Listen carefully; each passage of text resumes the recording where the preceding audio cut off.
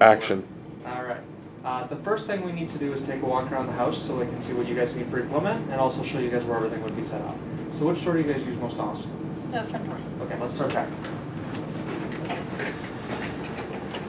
All right. So the first thing we need to do here is give you guys a way to turn the system on and off. Okay, that's where your keypad comes into play. All right, now the technician's going to work out the exact location for the keypad when he's here installing your system. He may be able to put it over here, he may be able to put it over here, but he'll put it somewhere close to this door so it's convenient for you guys to turn it on or off. And like I said, he'll be able to work that location out when he's here installing your system. Sound good? Yeah. Okay. Now, let's say, for example, that he can put it here. It's very simple to use. All you have to do whenever you're leaving, you just simply hold the away button in for 2 seconds, and that will alarm the entire system when you're gone. So the same people who have watched 458 of the Fortune 500 companies are the same people watching your home and property when you're away. So if there's an emergency, you're going to find out about it right away, as soon as it happens, instead of later on when you get home from work. When you come home, you open the door, it's going to remind you to turn it off, so that way you'll never forget.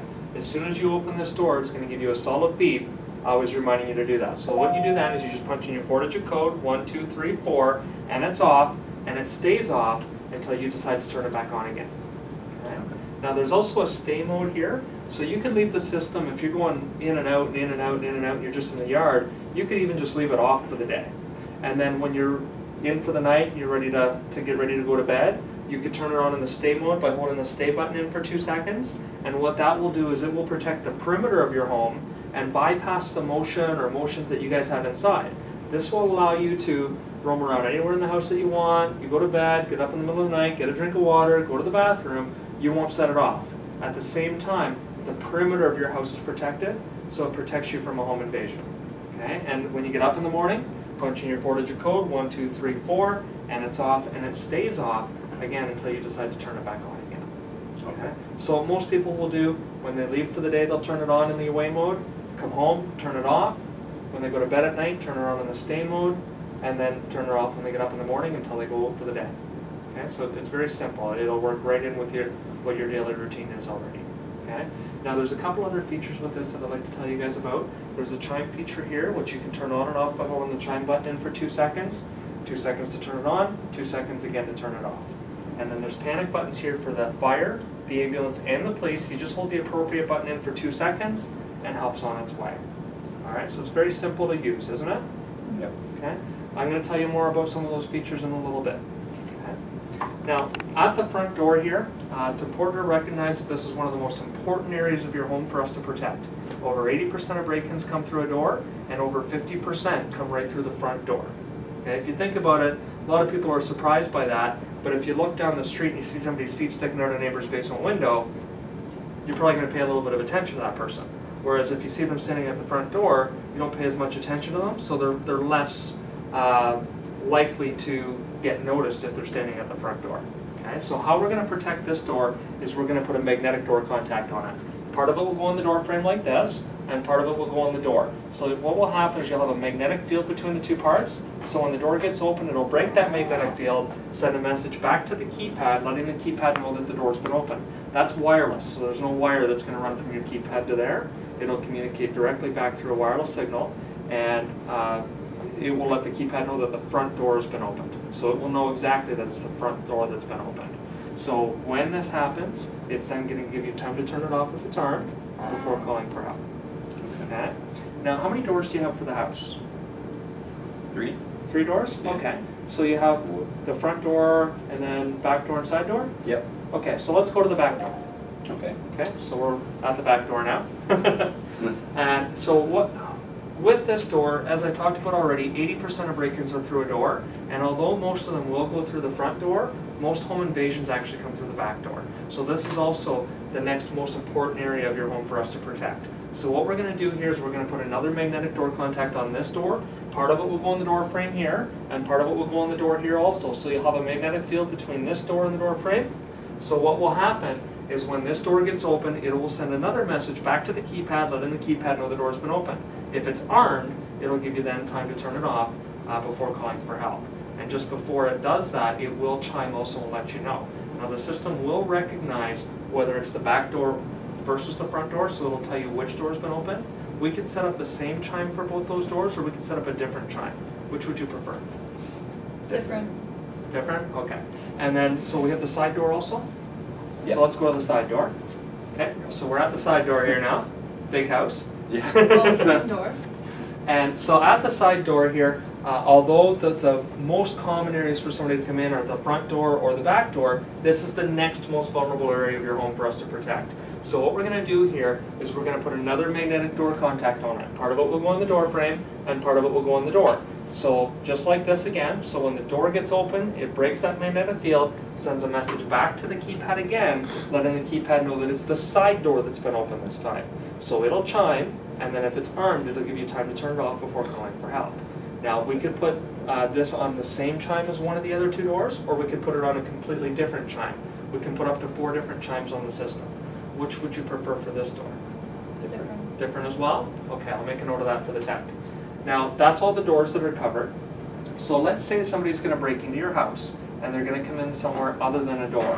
Where do you think they're going to come in? Window. And which windows are you worried about? The ones in the family room. In the family room? That was at the front of the house, right? Mm-hmm. Okay. The windows on the front of the house are a little bit less vulnerable than other windows, so we'll make sure that area is covered, but we also want to do is make sure that the main traffic area from wherever that is to anywhere else in the house is also covered. Okay? Now, do you have a basement? Yeah. Okay, are there windows in the basement? Yeah. Okay, let's go down and have a look at those. Okay. Okay, so we'll go downstairs. So I see why you weren't as concerned about these windows. They're very small down here, right? So if somebody does manage to get through one of these windows, they're not going to go back out this window. They're going to go upstairs to be able to get anything out. So let's go back up to the main floor, and we'll have a look at where we can set up the motion there. Okay, so we're up on the main floor now. So you guys have a living room here, and then you have the kitchen on this side, and then I guess there's a hallway, and all the bedrooms are off that hallway by the look of this? Yeah. Okay, so what we're going to do then is we're going to put that motion detector that will shoot from that hallway right down this area right here. Okay, so that way if they come in these windows in the family room here, or if they come in the windows in the kitchen, or if they come in any of the windows in the bedroom, they can't move from one part of this house to another without passing past that motion. So that motion's protecting all the windows that you have in the house. Okay. Now, also what we're going to do with this hallway right here, this is where all your bedrooms are. Okay, we're going to put a smoke communicator in the hallway there. Now, there's 2 different types of smoke detectors that you could get. There's ionization detectors and there's photoelectric detectors. Okay, the difference is ionization detectors are designed to pick up smoke from a flaming fire. Photoelectric detectors are designed to pick up smoke from a smoldering fire.